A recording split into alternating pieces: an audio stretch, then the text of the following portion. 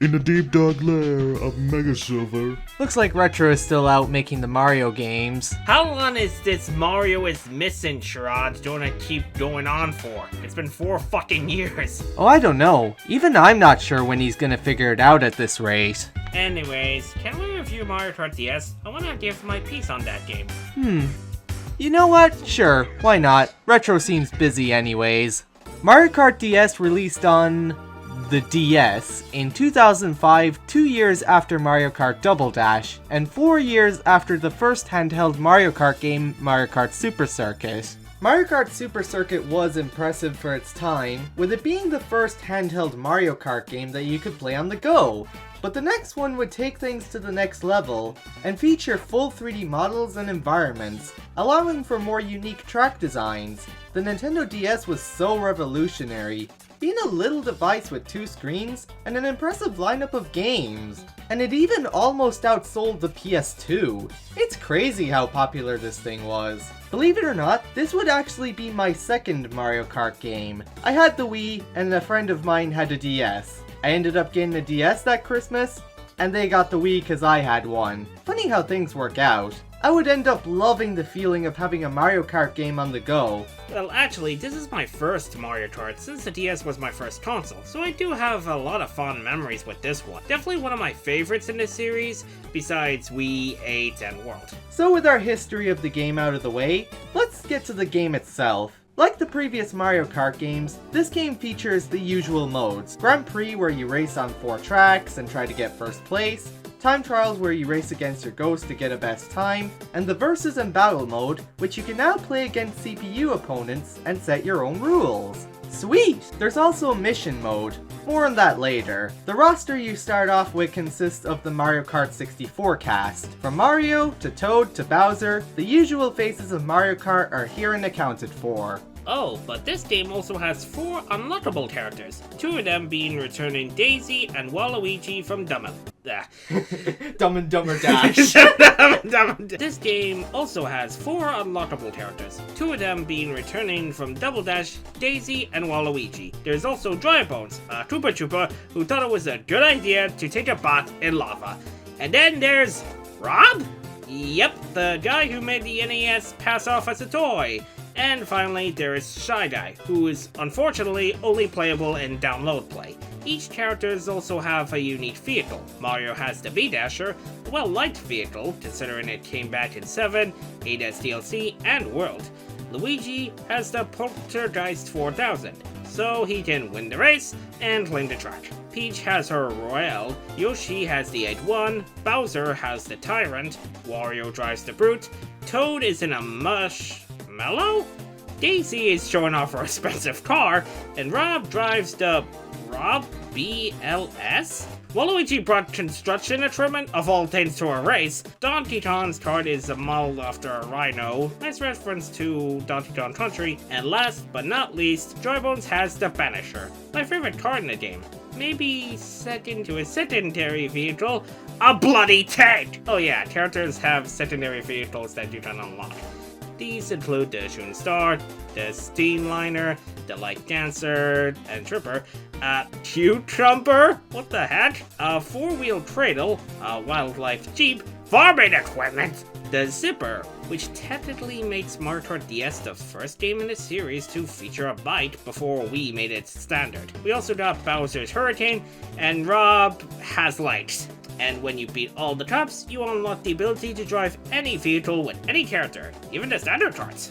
Of course, with a new Mario Kart game comes new courses, but Mario Kart DS is the first game in the series to standardize the return of retro tracks. Unlike Super Circuit, which featured all of the tracks from Super Mario Kart, Mario Kart DS features 4 courses from each of its predecessors, bringing the track count up from 16 to 32. So half of this game's tracks are new, while the other half are retro. Starting with the Mushroom Cup, we begin with Figure 8 Circuit.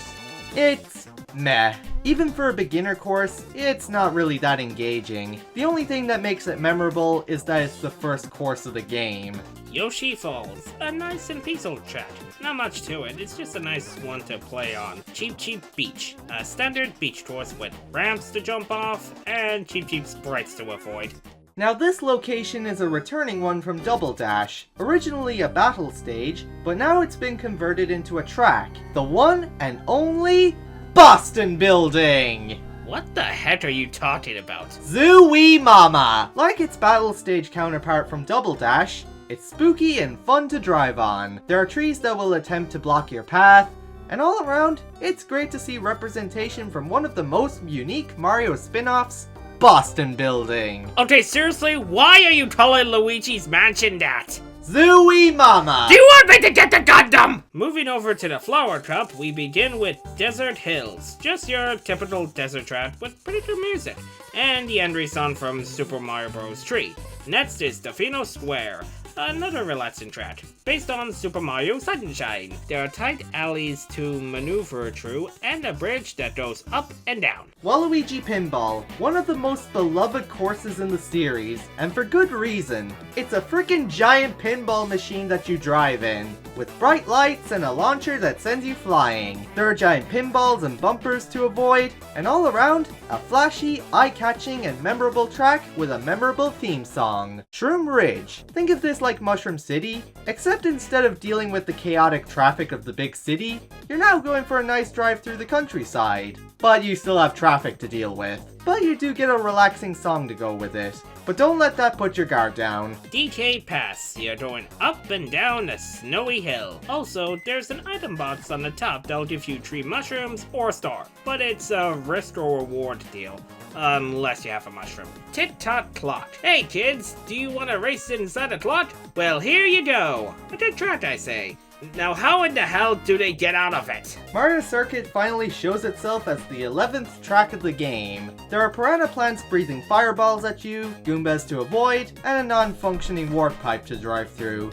It's your standard Mario Circuit, not the most special, but a staple for the series. Airship Fortress, an awesome track where you drive through an airship, get fired out of one of its cannons, and go down a castle tower. A cool track with cool music. Great representation of Super Mario Bros. 3. Wow, Nintendo is really going all out with the references for this game, huh? Wario Stadium... Wait, they made a new one? Yes, after Shao Kahn took over Wario's Coliseum, Wario retaliated by stealing all of Shao Kahn's treasures and exchanging it for funds to construct a new stadium for himself and his fellow racers. Oh, and he was the one who sent the tip off to the Elder Gods about Kahn's bad behavior. Anyways, this track is quite good. There's a bunch of ramps to jump and fireballs to dodge, mud to drive through, and the same great music shared with Waluigi's Pinball. Wario and Luigi certainly got the... Wario and Waluigi certainly got the best representation over the last 2 games. Peach Gardens. Who let the chomps out? You drive through this big garden maze and figure out what is the best route to take, all while avoiding Chain Chomps and Monty Moles. Bowser's Castle. It's got the usual thwomps, lava, and scary atmosphere. Unique to this one is the section where the floor turns in the opposite direction you're driving in, a spinning tube thingy that you can fall off if you're not careful, and platforms floating on lava. And this music leans more into the creepy side, but overall, a good iteration of Bowser's Castle. Not my favorite, but a very good one. And finally, as expected, we finish off the Nitro tracks with Rainbow Road. You race in space, going through loops, a spiral reminiscent of Double Dash's Rainbow Road, and listen to a really good song. A perfect track to finish off the Nitro courses. Oh, and it doesn't stop there, as we now have 16 retro tracks to pick from the previous 4 Mario Kart games. We start with each cup with an SNES track, followed by an N64 track, a GBA track, and finishing off with a GameCube track. And beginning with the Shell Cup, we have Mario Circuit 1, yay! Sure, this is the very first course in the series, and it's not a bad starting course, but boy is it underwhelming. There's only 3 laps instead of 5, so this track is over in no time flat. Nothing really interesting to offer. Next. N64 Moo Moo Farm. A farm that has very few cows and a whole lot of Monty Moles. Honestly, it's a basic track. It is a cow farm! Why aren't the cows on the track? Peach Circuit is not much different from its GBA counterpart. It still looks like a bitten chicken McNugget. GameCube Luigi Circuit is much wider than before, but the track is more or less the same as before, except the Chain Chomp no longer has any frames animated for its mouth. They were able to do it for Mario 64 DS, so what's this game's excuse? SNES Donut Plains. Hey, I don't see any donuts. N64 Frappe Snowland. An alright snow track with a giant snow Mario in it. And a lot of snowmen. GBA Bowser Castle 2. A track where you jump a lot. Unfortunately, we can't do tricks.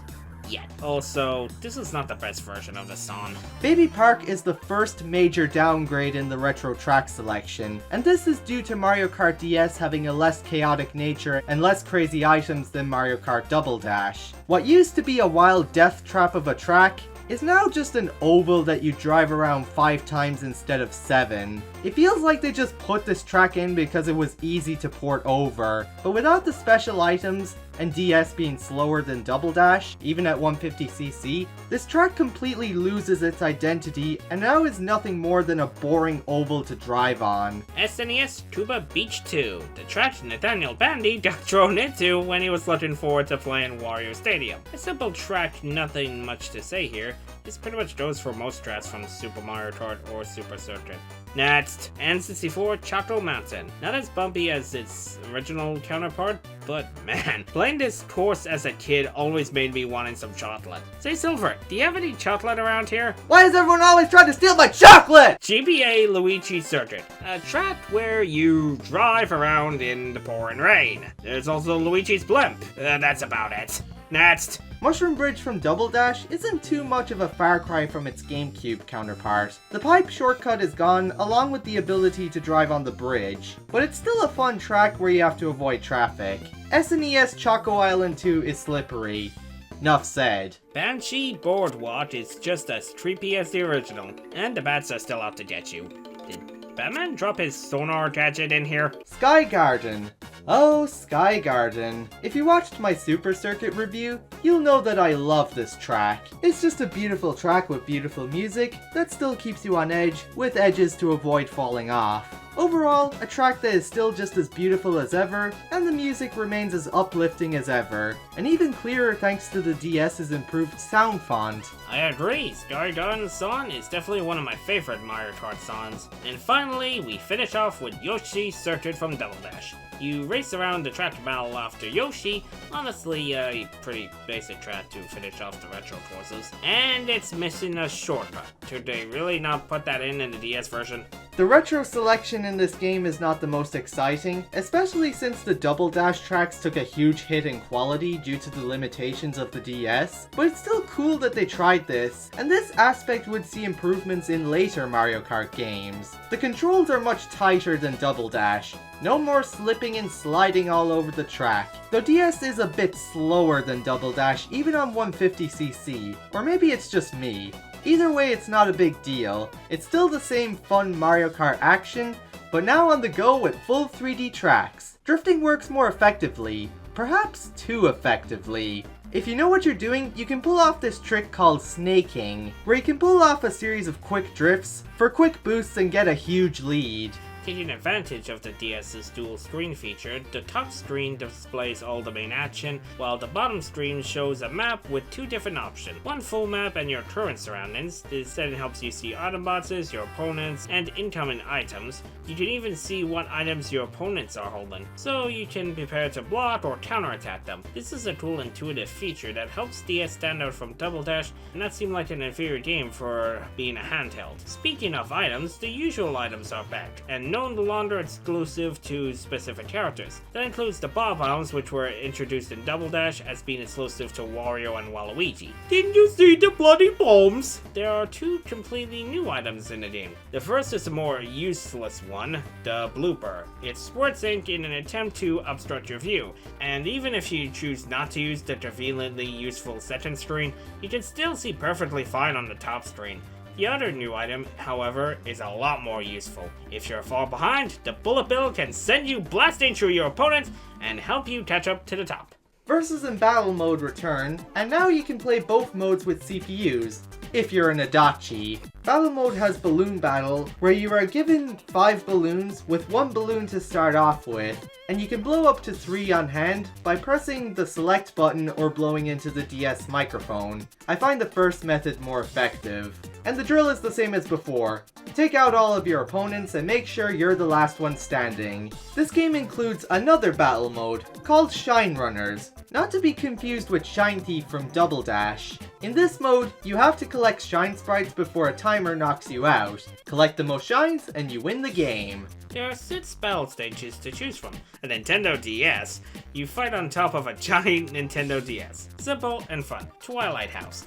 You go around the house trying to find an item, and then bashing said item over an opponent's head. Plum Shore. A stage where the water rises and lowers. Simple really. Tart Top. You fight on a cake. There is a big jump in the middle where most of the items are at, and you bounce off the toppings covering the screen. This game brings back 2 battle stages from past Mario Kart games. Block Fort from Mario Kart 64. Lots of hiding spots and vantage points, and many ways to get the jump on your opponents. A fun classic that was a great choice to bring back. Returning from Double Dash is Pipe Plaza. You can still go through warp pipes to go to the ground or upper platforms. It's just as fun as before.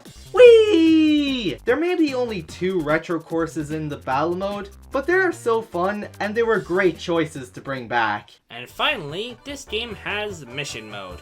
Here you complete levels and beat bosses. The levels usually are collecting coins, going through rings, destroying bosses, taking out enemies, and other stuff. There are 6 stages and a secret 7th stage if you manage to get a star on the others. Each of them have a boss that you'll have to beat to continue. Some old favorites return, like King Bob-omb and King Boo, and there's also King Doomba and iRock. And this game gives you the option to make custom logos. Wait a minute. That means... Oh yes! For the Federated Suns, motherfuckers!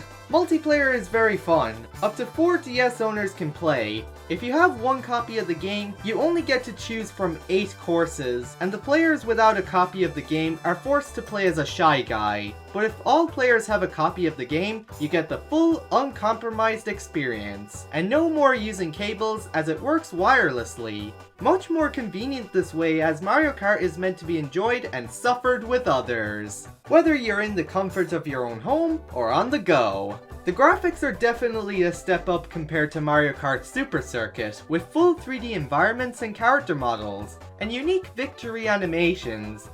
I always like to imagine Mario giving the bird.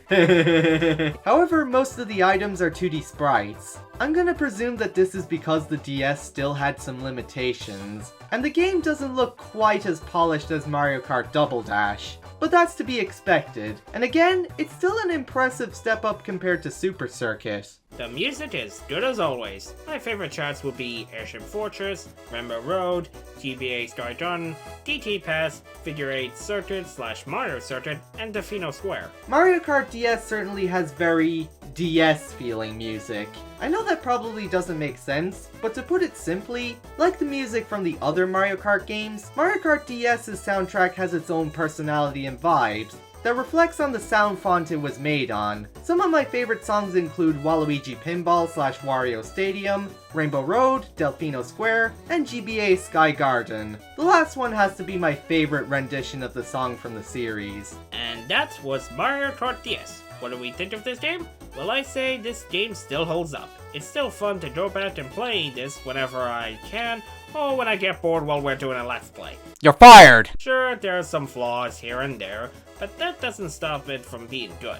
Yeah, this game is a goddamn masterpiece. You get the full uncompromised Mario Kart action on the go, with 32 tracks to choose from, tight controls that are fun to abuse with drifting, and plenty of single-player content to keep you entertained while you're on the move. The retro courses may be hit or miss, and especially with the Double Dash tracks taking a hit in quality, but it's still cool that they're here regardless. The dual screen proves to be more than a cheap gimmick, And overall, this is yet another strong entry in the series. It may have some disadvantages to Double Dash, but it has enough advantages to stand on its own. I think this is truly the era where Mario Kart finally started to gain its footing, with 2 excellent games in a row. This is certainly a real gem from our childhoods, and it's great fun to pop in every now and then. Whether you're playing on your own or with friends, this game has plenty to offer. A fun game to bring with you on trips so you won't get bored, so needlessly to say, we highly recommend this game. If you can track down a DS or 3DS and a copy of this game, you'll surely have hours of fun. Hold on. But does the game support sex? Oh, for God's sake, Simona! You want portable sex? Go play PSP! PSP, now with portable sex. PlayStation.